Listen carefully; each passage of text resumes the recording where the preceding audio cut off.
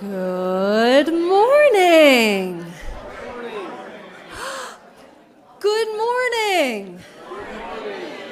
My name is Reverend Kayla. I use she or they pronouns, and I am delighted to be your minister here at the Unitarian Universalist Fellowship. I am also delighted to be co-leading worship with so many wonderful folks this morning.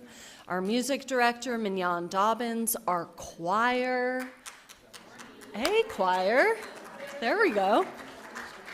Our pianist, Dr. Yang-Eam Federley. We have a guest musician. Charlie Schaefer. Our worship associate, Ed. You'll also be hearing from Anne sharing a story with us, and Josh Lowe, our chair of stewardship.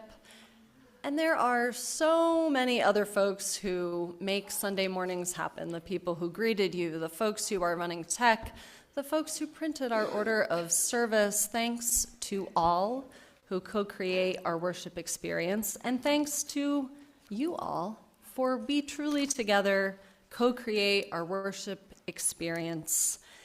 And in order to have you do that well, we want to make sure that you are able to be with us as fully as you can be. In the back, we have headsets to enhance sound, noise minimizing headphones, coloring activities and fidget items are in the back and up in this front corner, as well as fans. Please help yourself to these items. If you are someone who occasionally finds your own inner peace and joy distracted by outside noises, whether they are children or the moans and groans that come from old age and back pain, I invite us to let these sounds speak messages of life and love to us this morning. In the spirit of inviting life and love and one another into our shared experience, let's just take a moment to greet those around you. If you want to say hello, you can say hello. If you want to just do a silent wave, you can do that as well. But first, we're going to say hello to our folks on Zoom.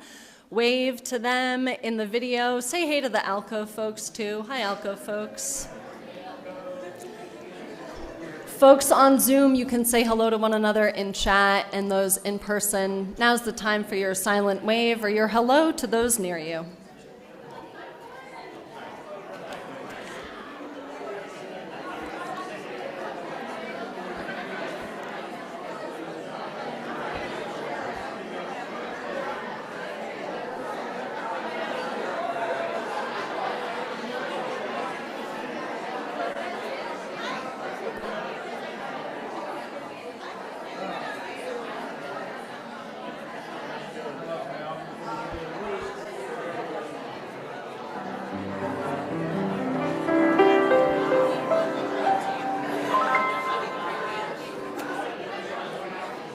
It is so good to hear so many noises of life and love and joy. It is so good. Let us keep that energy, that joy, that spirit of love and abundance as we prepare to light our chalice this morning.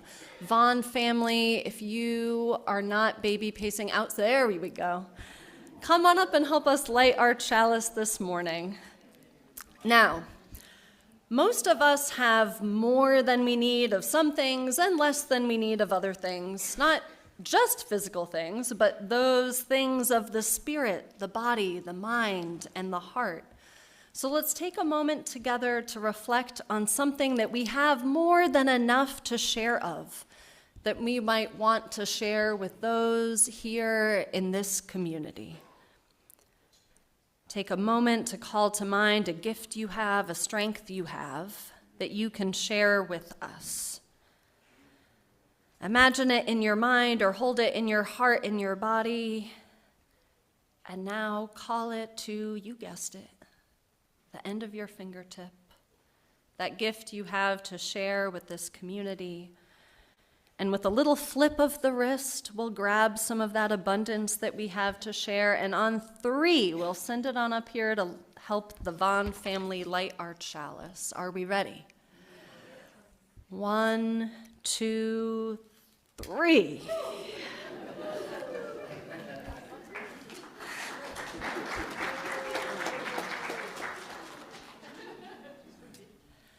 Our chalice is lit with the abundance we all have, with the gifts we all have to share with one another.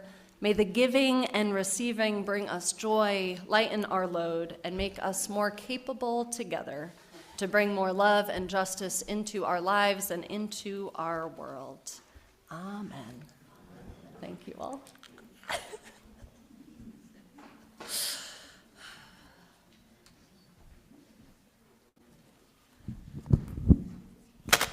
All right, we're going to teach a little bit of our gathering song this morning. So we're going to do the words first, and then we'll do the melody. And I'm going to start with the end. So the end is the most complex part. It goes, that's how the light gets in. And then you say, that's how the light gets in. That's how the light gets in. That's how the light gets in. Forget your perfect offering. Forget your perfect offering. Just ring the bells that still can ring. Just ring the bells that still can ring. There is a crack in everything. There is a crack in everything. That's how the light gets in. That's how the light gets in. Y'all are ready to rock. All right. It goes, forget your perfect offering. Forget your perfect offering. Just ring the bells that still can ring. Just ring the bells that still can ring. There is a crack in everything. There is a crack in everything. That's how the light gets in. That's how the light gets in. That's how the light gets in. That's how the light gets in.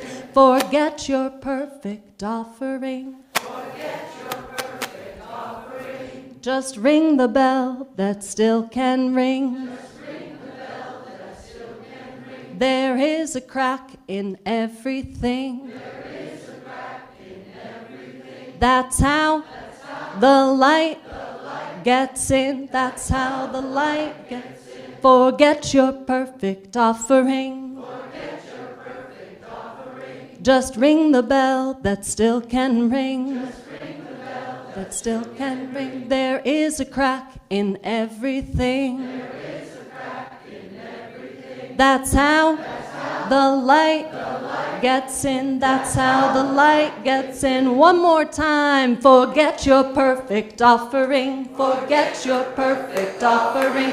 That ring the bell that still can ring. Just ring the bell that still can ring. There is a crack in everything. There is a crack in everything. That's how the light gets in. That's how the light gets in. Woohoo! We are blessedly imperfect, fully human humans, and those imperfections are how the light gets in. Amen? Amen.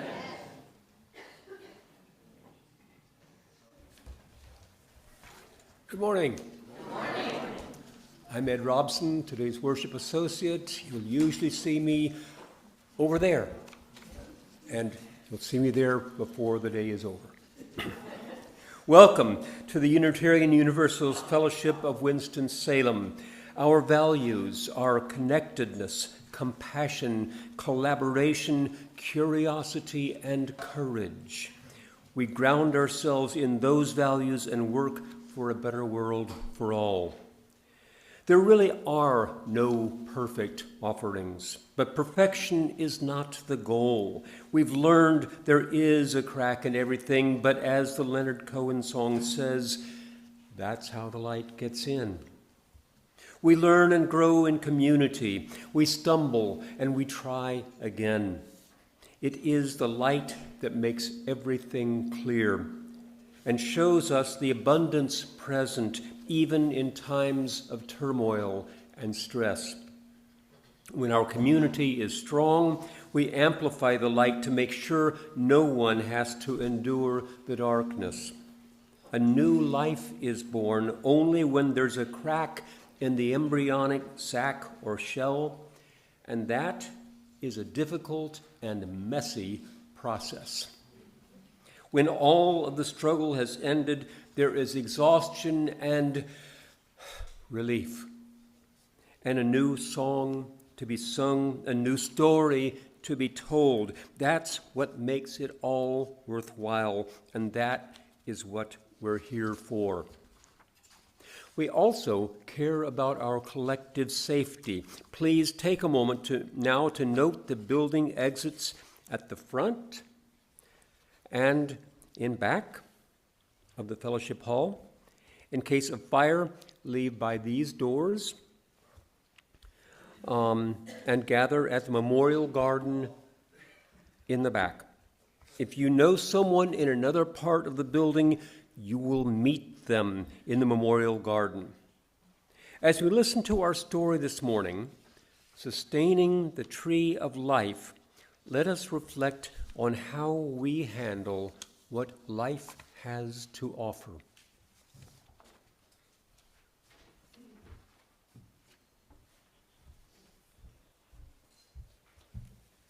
Sustaining the Tree of Life by Lynn Gardner. The tree stood in the middle of the village, its trunk so large that it took 6 people holding hands to reach around it. The roots were strong and wide, and its branches spread out over the village square, offering shelter from the rain or shade from the summer sun. Its fruit was juicy, sweet, and plentiful. The people of the village loved the tree. Children played beneath it and climbed in its lowest branches. Young people knew that if you whispered your dreams to the tree, they were more likely to come true. People who proclaimed their love or friendship for one another beneath its branches found their relationships to be nourishing. And elders discovered that their sweetest memories could be counted on when they were near the great tree. The tree had been witness to so much, and when the breezes blew through the leaves, one could hear echoes of generations, laughter, conversations, dreams, prayers, and song. Animals loved the tree too. Rabbits lived in burrows under the roots. Squirrels and monkeys lived in the branches, and bats and birds flew in to eat the abundant fruit. The tree seemed to buzz with life. One day, a traveling merchant arrived in the village. He rested in the shade and ate 2 pieces of delicious fruit. "This fruit is incredible," he said. "I would like to have some to sell in the next villages that I visit. Who owns this tree?" "No one owns this tree," replied a villager. "If anything, we belong to it." "Well, then, if no one owns the tree, then no one will mind if I picked the fruit," said the merchant, and began to fill a basket. "I mind," said the villager, "and today I am the keeper of the tree." "What do you mean, keeper of the tree?" "Well, we each take our turn being here with the tree. We could never own it. We are here as protectors, as sustainers." "That's ridiculous. This tree doesn't need you. You could just take what you need, take what you want. The tree will continue." But the villager couldn't be persuaded. "Sir, this tree isn't like that. We don't come here to take from it, even though we receive much. We are keepers of the tree because this is where we are nourished. This is where some of our most precious memories are, and where our people have dreamed. This is where we remember who we want to become." "Well," said the merchant, "you may think this tree is very special, but it still doesn't need you to sit with it. That's preposterous." "Ah," replied the villager, "the tree itself may not need me, but what of others who have come by? Just this morning I sat with a woman whose heart was heavy with worry. Had I not been here, she would have had to carry that weight alone. And this afternoon, a tired couple came by and they rested with me. They said they had been looking for a place like this. And then an elder came by, and we watched the birds in the branches together. And now you are here. You were confused about what the tree is and how to be with it. Imagine if you had arrived and not found anyone here to talk with. You might have continued thinking that everything you do is all about you. Luckily for you, my friend, I'm here to let you know that when you care for the tree of life, it becomes about so much more than just you. And the merchant sat for a while in the shade, thinking about these ideas, and felt new and a little challenging. As the sun went down, he picked up his bag and headed out of town, whistling a song that he hadn't thought of in years. On his way, he shared a smile with each person he met, his heart feeling strangely light and joyful. And the people of the village?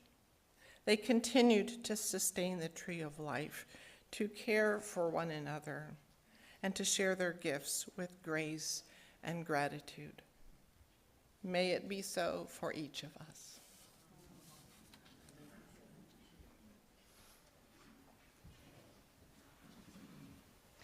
May we continue to sustain our tree of life and to let it grow. And let us stretch that metaphor just a little bit from letting our tree go to letting our light shine. Will you please rise in body or in spirit?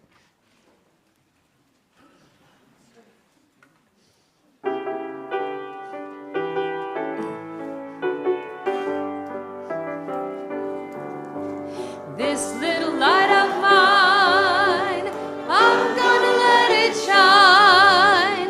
This little light of mine, I'm gonna let it shine.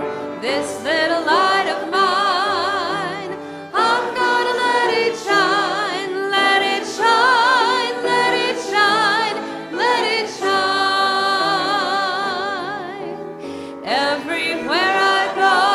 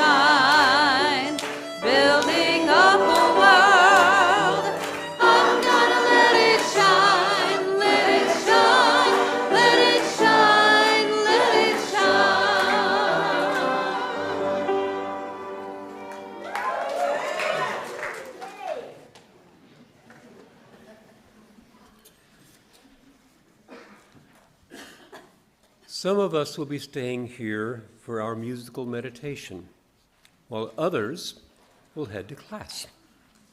Middle and high school youth will explore Islam, and our elementary-aged class will make a fruit salad while discussing our story this morning, Sustaining the Tree of Life.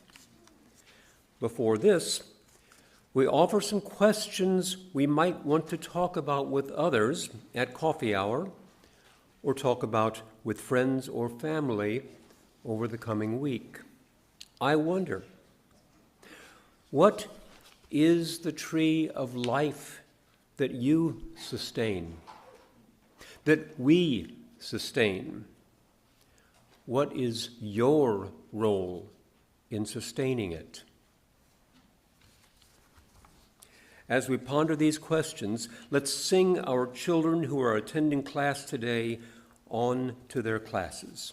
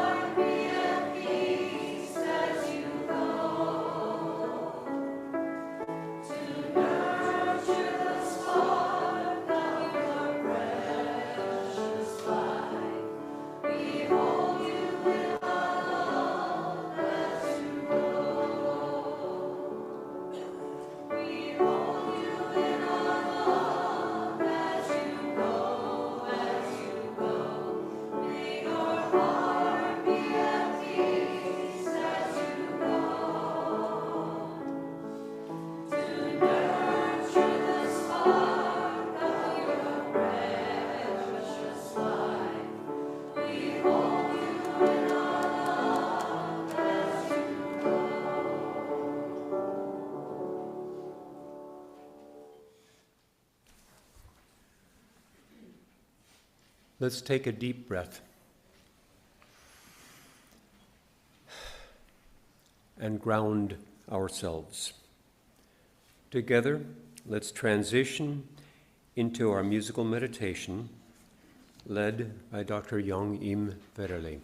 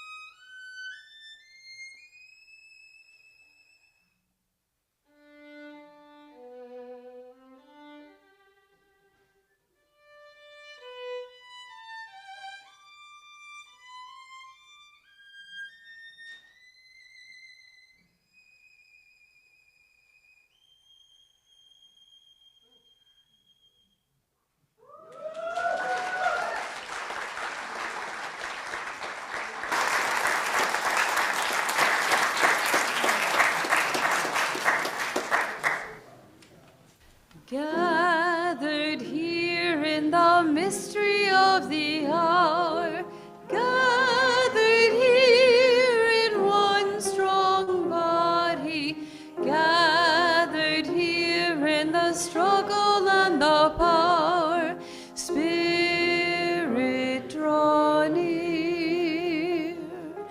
Gathered here in the mystery of the hour, gathered here in one strong body, gathered here in the struggle and the power, Spirit draw near, Spirit draw near.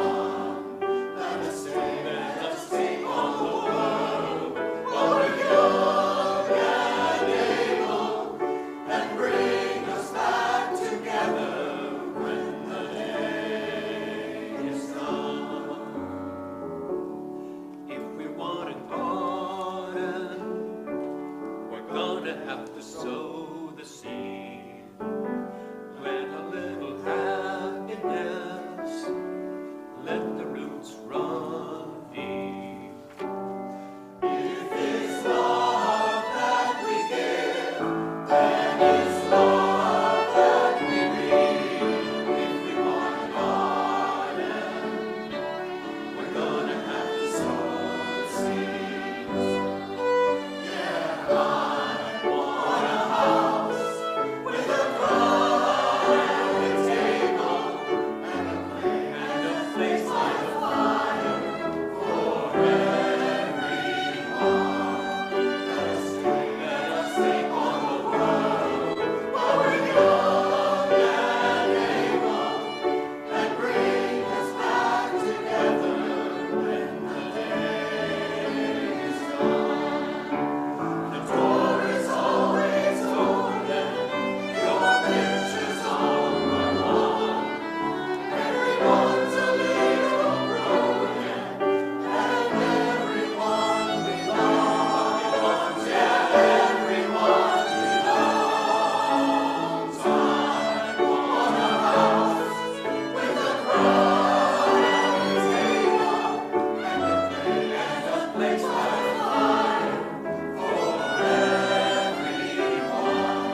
Let us take on the world while we're young and able, and bring us back together when the day is done.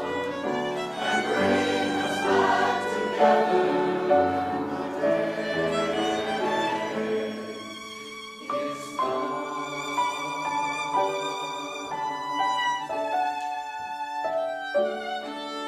And bring us back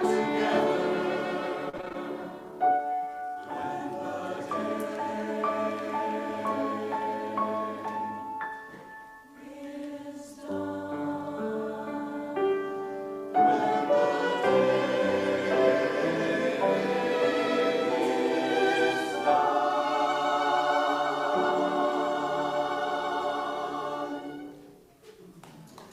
day is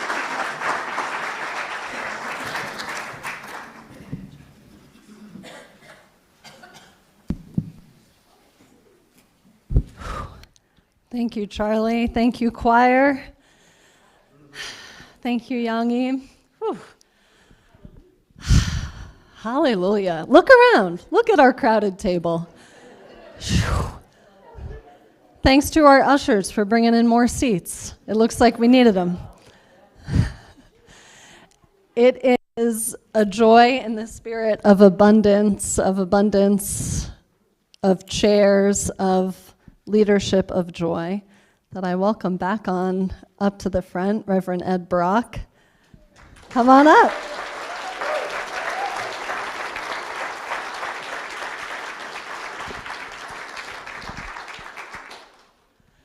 So we sometimes do conversational sermons like these where instead of preach, I have a conversation, and it is such a delight to have you with us this morning. So for those who don't know who you are, can you tell us a little bit about you and your relationship with this congregation? Sure. I was born in Fairfield, Alabama, which is a... Is it Keep working? going. Yeah. Can you hear me now?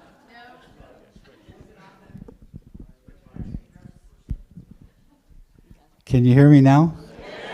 So I was born in Fairfield, Alabama, so I'm from the Deep South. That was a small town just west of Birmingham. My whole family worked in the steel mills that are in Fairfield, used to be long ago. And I was interested in being a minister probably during the time I was in college, and I grew up, thank you, Jack. I grew up in the United Methodist Church. That's the only church I knew, and so I went straight from college to seminary and Vanderbilt University in Nashville, still in the Deep South, and I was in the United Methodist Church for 3 years. Actually, I was, for 1 year in seminary, I was a student minister in a small congregation south of Nashville, and I was ordained in that tradition and was what they call a fully connected minister in the United Methodist Church. And however, by going to college and seminary, I changed my ideas quite a bit, and I was always really liberal at heart, and it was the educational institutions that kind of brought that out of me. And I went out of the United Methodist Church and kind of entered the business world for a few years, and I was in Fort Collins, Colorado, and I became acquainted with the UUs there and became a UU minister and was in a regular parish settled ministry on 2 occasions, one in Florida, one in Washington State, and I became under the influence of a guy named Rabbi Edwin Friedman, who was a consultant and a therapist as well as a rabbi, and he got me very interested in doing consulting work with congregations, and so I switched. The only way I could really be a consultant with congregations is if I was an interim minister, and I did that, and so that was mostly my career in the UU ministry, was with doing interim ministries. And the congregation before I came to my last congregation, which was in the suburb of Philadelphia, I was here for 3 glorious years, and so that's my connection. That was only 2 years ago, 2.5 years ago, so that's my connection for those who don't know. Thank you, and we are so delighted. Here we go. We are so delighted that Reverend Ed and his wife have retired here, and so you have maybe seen them in the pews amongst us. Yes. And what I noticed when I saw you in the pews, you've actually got it going on a little right now, but it's just that you had this like huge grin whenever I see you here. So I wanted to know, what's behind the huge grin? What's going on for you? So, we're so delighted to be here.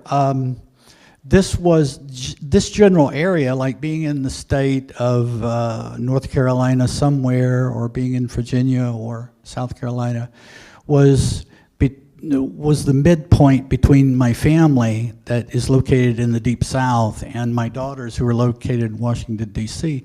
But we really chose this place to be here in Winston-Salem because when I was here, I realized this was a very special place. And that I've had acquaintance with at least 12 congregations, and this congregation has a certain spirit and warmth about it that makes it unique. And so I knew that my wife and I would be very happy to be around the wonderful people at this congregation, and so that's why we're here, basically. Yeah.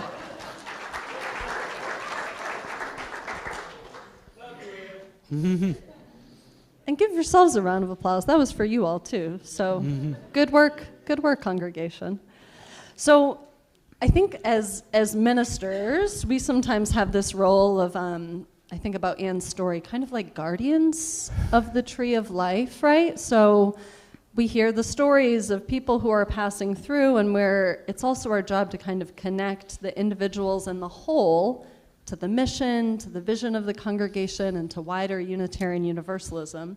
And as people who've, you've been to more than I have, but I've served a bunch of congregations in my years. Like we both noted that there's something special about this place, and I would love to hear a little bit more about why you are excited about this congregation in its current time too, and when you served it. But what's exciting to you right now? Well, I've been in a lot of congregations I've served and those I haven't served, and it's obvious when you come here that something's going on. There's something happening here, and so I see certain changes that have happened. And of course, the major change is you're coming here, and it is so wonderful to see what a delightful match of minister and congregation, because you obviously are in deep love with each other, a mutual love, and it's such a warm...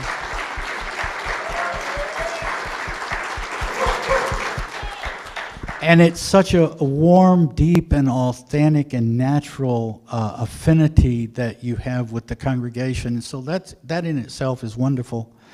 I see the change of the size, like you've got a lot of people here today, and there was a second service. So your congregation, the numbers of people who are attending has risen by at least 30%.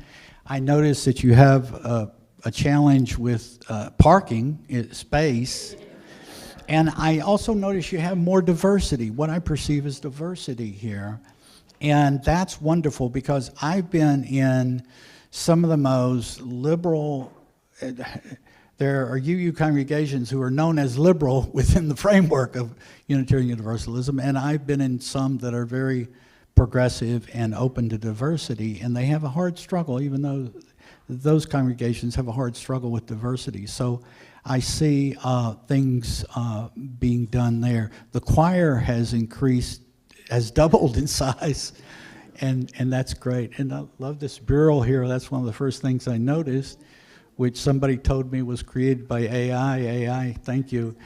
And but it's lovely. But there's just a real positive vibe here, as they say in California. And I think something that you shared, I always do a pre-talk before the talk, is that in a lot of UU congregations, there are a lot of people who are similar, be that like by appearance, by age, by belief, and how that's very contrary to what Unitarian Universalism is about, right?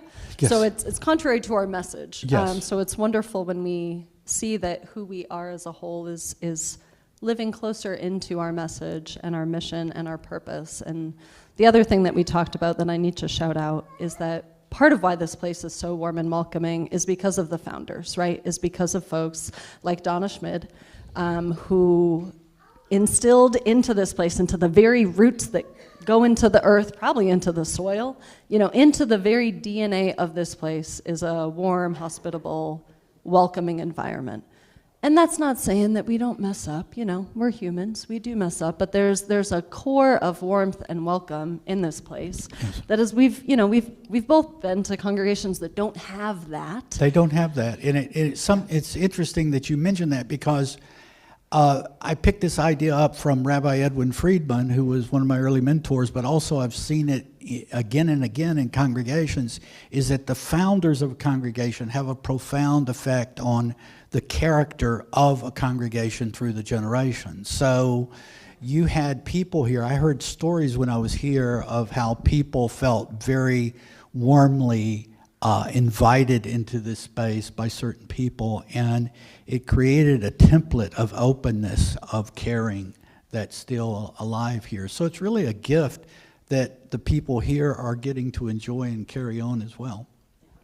And it's a gift that we offer both to folks who are congregants here, but also to our wider community, right? We've been talking about a lot of examples of that, from hosting Ice Watch trainings to having a Zen Boundless Heart Sangha that meets here on Thursday nights now. And something that we talked about that I hadn't heard before but was interesting is just the influence that Unitarian Universalists can have on their wider community. So I'd love to hear your research. Right. If you went home today and if you ask Google or ChatGPT or whomever to type in the 16 most politically progressive states in the United States, and you printed those out, and then if you asked ChatGPT, what are the states that have the most Unitarian Universalist congregations, those two would correlate.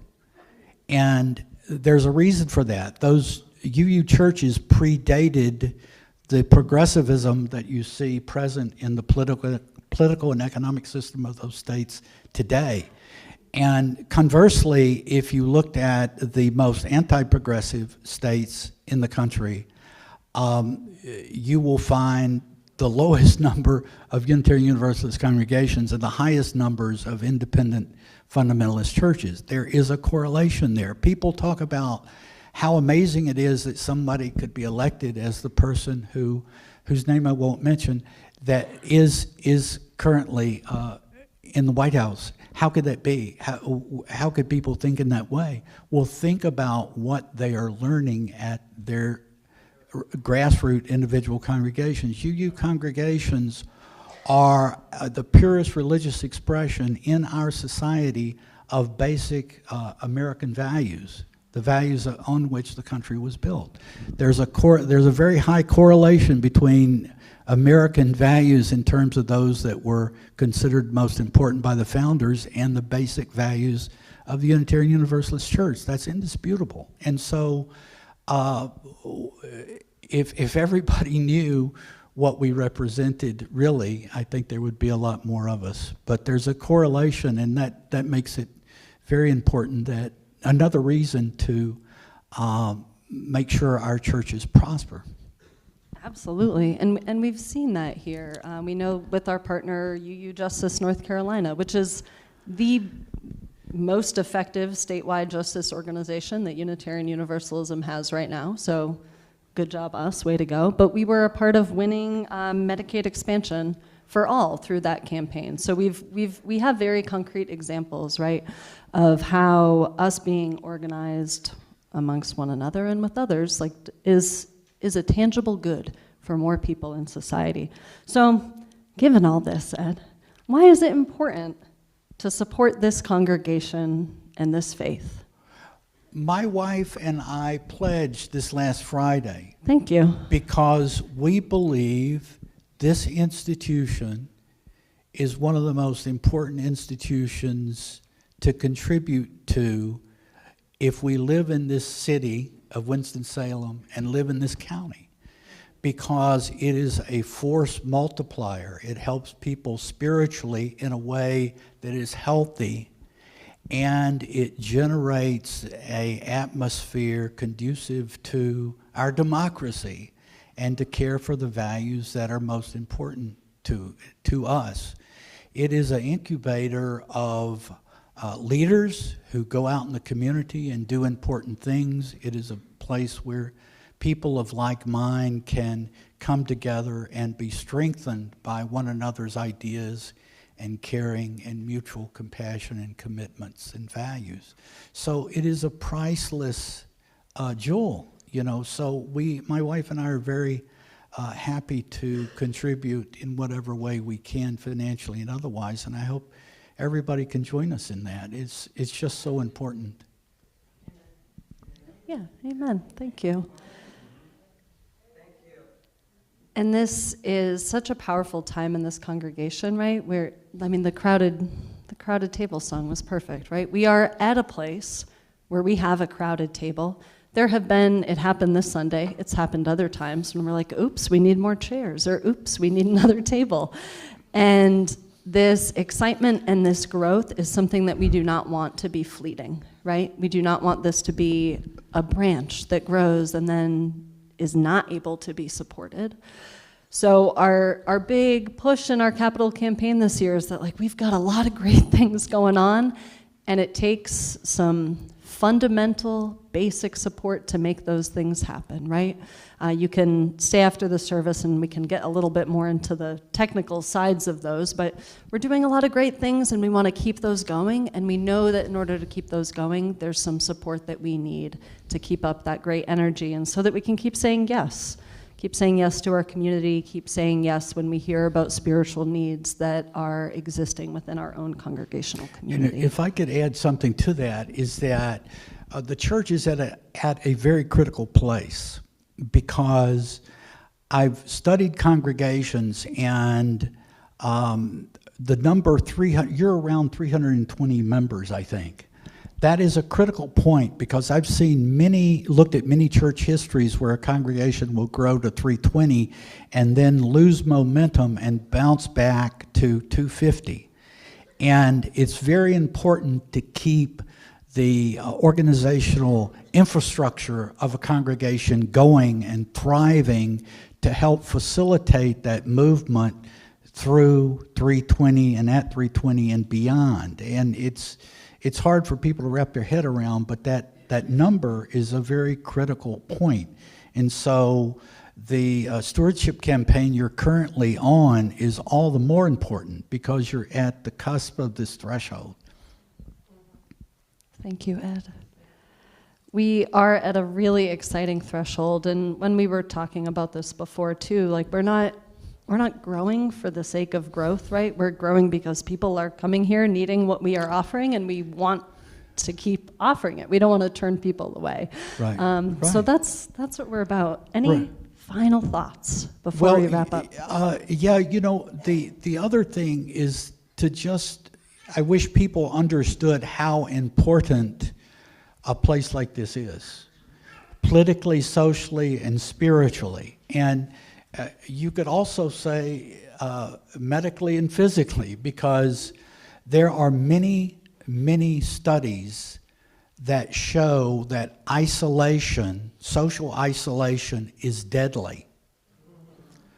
There was a recent article written that came out. It was quoted in the Washington Post yesterday.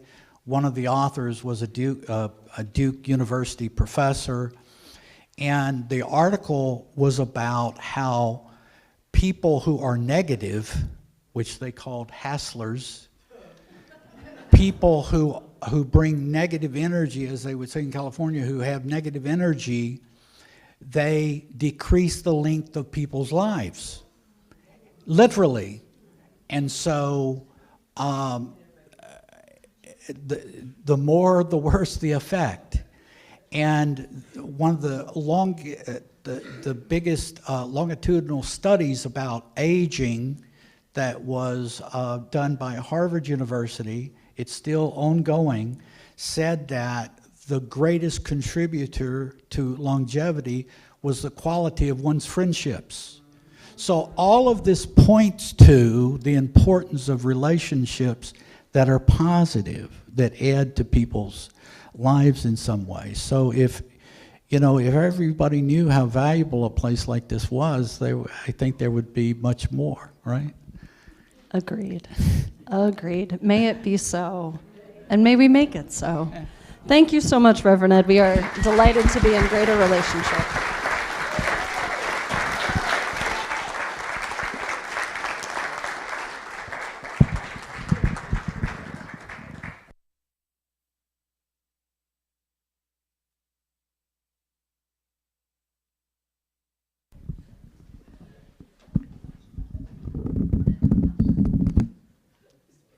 Please rise in body or in spirit for number 1068, Rising Green, which was written by Carolyn McDade, who also wrote Spirit of Life and lots of other things in our hymnal.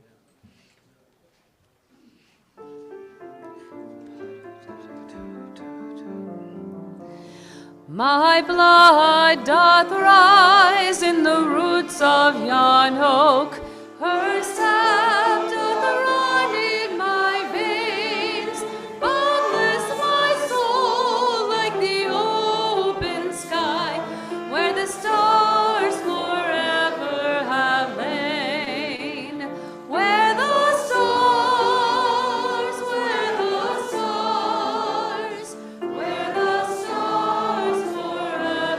have lain. My hands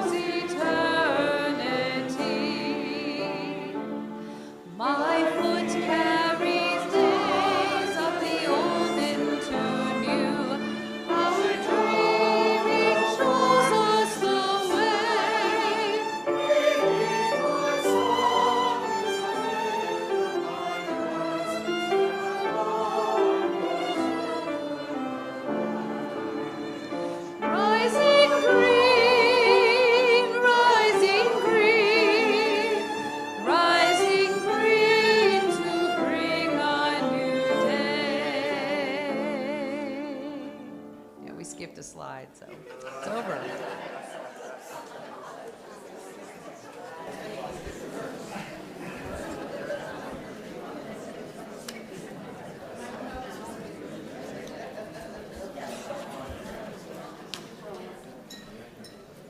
Like I said before, we don't always get it perfect.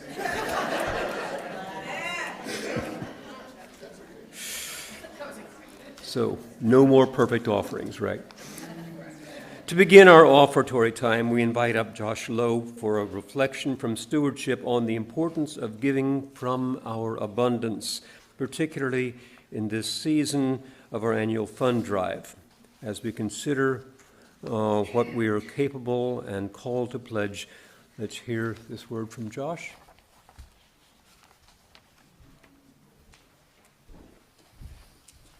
Thanks, Ed. Good morning, everybody. So, as many of you know, the theme for this year's annual stewardship campaign is a moral home for our time.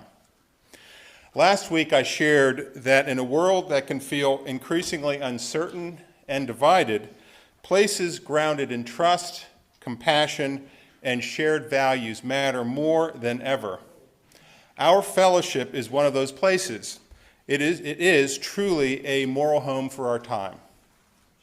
And when the foundations of that home are well supported, something beautiful happens. Our fellowship can breathe. We can say yes to opportunity instead of hesitating. We can respond to moments of need within our community and beyond it from a place of steadiness and generosity rather than anxiety. But homes don't maintain themselves. They exist because the people who live in them take responsibility for caring for them. And that's really what the annual fund drive is really all about. So to help you decide how to engage in this process, we've created a new Fair Share contribution guide built around 4 simple steps. If you're a member, supporter, or active visitor, you should have received this Fair Share contribution guide either in the mail or via email, or last week you may have picked it up in your pledge packet. So all of you should have that. For those of you who have pledged in prior years, I invite you to approach this process differently this year. Instead of beginning with the question, what did I pledge last year? Start with a simpler question. What's in my cup? By that, I mean your financial cup. For some of us, our cup is low right now, and we're doing the best we can to meet our needs. Others may find their cup adequate or full, and for some, their cup may even be overflowing. The guide includes a set of descriptions to help you reflect honestly about where you are right now, and all of that is step 1. And it takes some effort. Then something just as important, our commitment to this fellowship. So do we want to support this community? Do we want to sustain it? Do we want to help it grow? Do we want to transform it into what the world needs right now? Sometimes that comes down to a very simple question. How intertwined is my life with this place? For some of us, they come here occasionally. For others, like Janet and I, these are our people, our community, where our spiritual and social life are deeply rooted. Our social life stems from the people we've met here over the years, and it's a wonderful place. That is step 2. When we hold both of these things together, our capacity and our commitment, we begin to see what a fair and generous pledge might look like for each of us. And for many of us, that reflection may point not just to repeating last year's pledge, but to growing it, and by a lot. So, because the truth is, this fellowship belongs to all of us. The music, the the religious education of our children, the space for reflection, the work of justice in the wider world, none of it happens by accident. It happens because this community chooses to sustain it together. So, as you consider your pledge this year, I invite you to reflect on what this moral home means to you, how full your cup is right now, and what level of commitment you feel called to make. And if you've already pledged, and this message speaks to you, I invite you to revisit your pledge. Right? Just revisit it. And it's easy. Just go to the website, giving, pledge here. We're going to talk more about that afterwards if you want to stay, and I encourage you to stay. So, as generously as you are able, we hope that you can help care for the home that we all share. And if you find that your cup has a little more room to give this year, I hope you'll consider stretching your pledge so this home can stretch its impact out into the world. Thank you.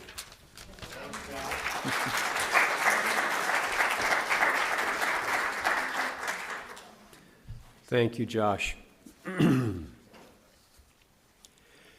Every single Sunday, every single month, we split our plate with a different community partner.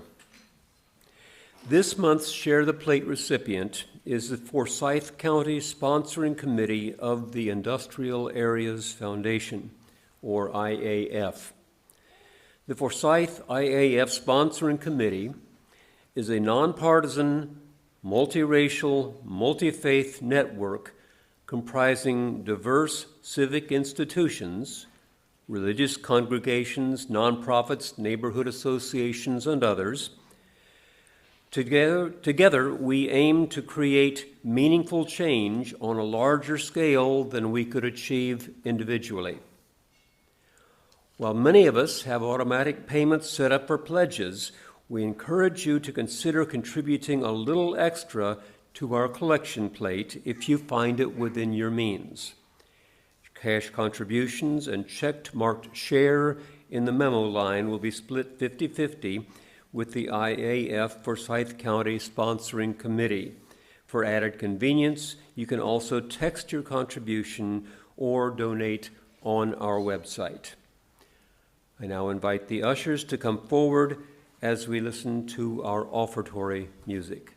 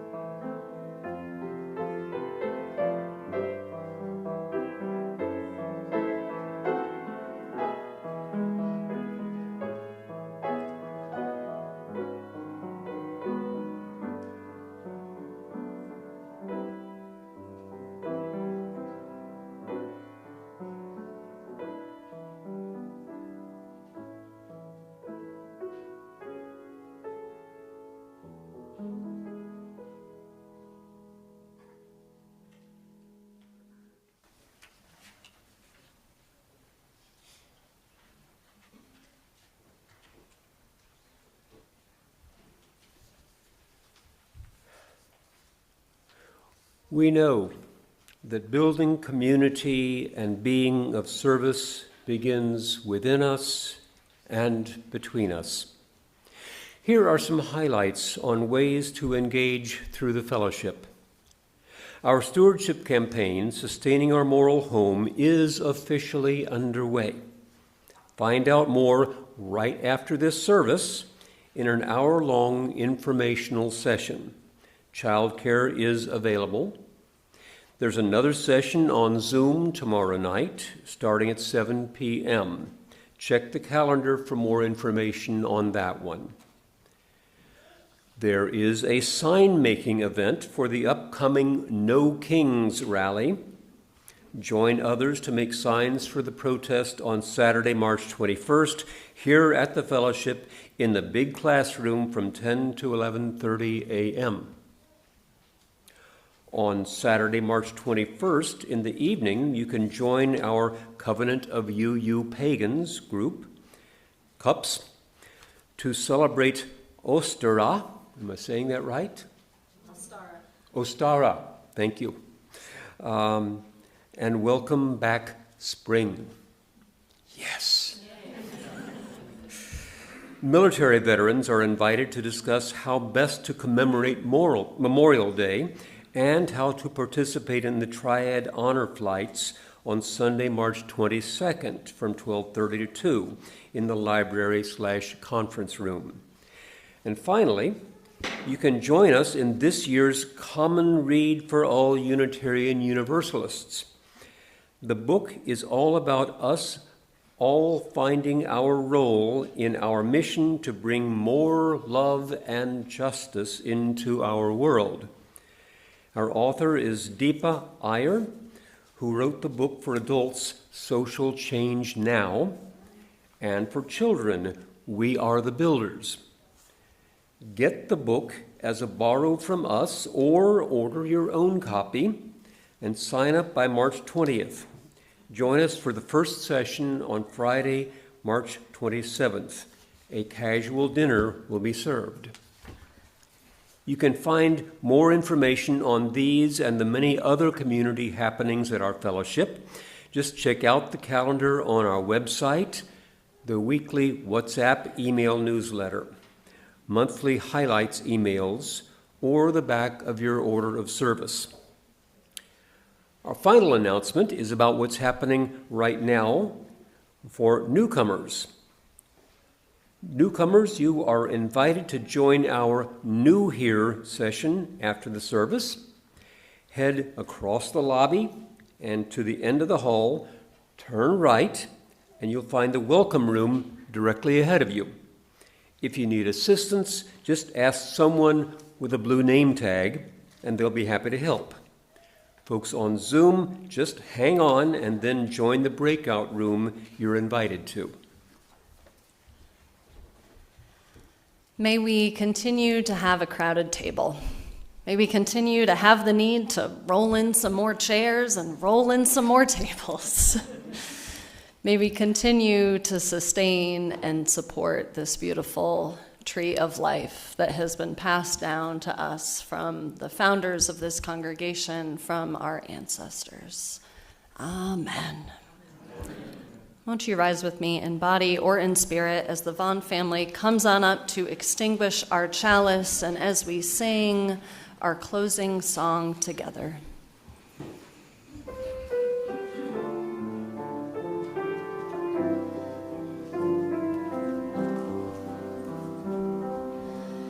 May I be light in you, may you be light in me, into our hearts, into our souls, let love abide. May I be love in you, may you be love in me, from this place out to the world for all time.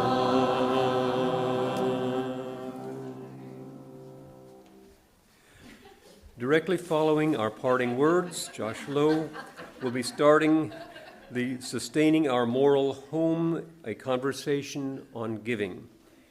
We ask that you exit quietly and resume your meet and greet conversations in the foyer today. Let us now join together for our parting words. Our worship has ended.